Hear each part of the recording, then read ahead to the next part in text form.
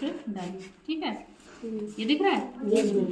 अब हमने ये हमारा तल है जो शीशा है, इसको हमने तल ले लिया और यहाँ से देखो हमने जब लेजर लाइट इस पे डाली है तो ये लेजर लाइट जो इस पे यहाँ पे टकरा रही है वो हमारी किरण है आपतित किरण। कौन सी किरण? आपतित किरण। और इस तल से टकराने के बाद देखो इसी माध्यम में वापस आ रही है ना, जिस माध्यम से जा रही है उसी माध्यम में वापस आ रही थी। ये हमारी किरण कहलाई परावर्तित किरण। कौन सी किरण? परावर्तित किरण। अब इस दोनों किरणों के बीच में अगर हम यहाँ से एक एक डॉटेड लाइन खींचे, ठीक, तो वो बीच में जो रेखा होगी कहलाएगी हमारी अभिलंब। क्या कहलाएगी? अभिलंब। और आप ये देखेंगे कि जितने एंगल से ये किरण तल से टकरा रही है उसी एंगल से ये वापस आ रही है ना।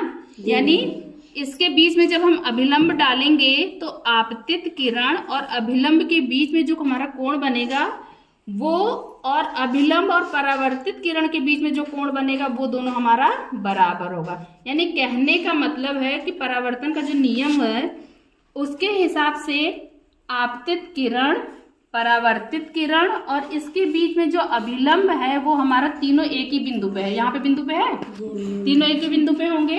और आपतन कोण, इनके बीच में जो बनने वाला कोण होगा वो एक दूसरे के बराबर होगा।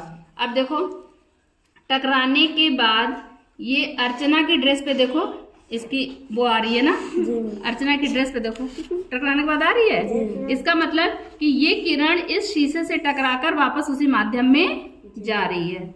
समझ में आया? परावर्तन का नियम। ठीक।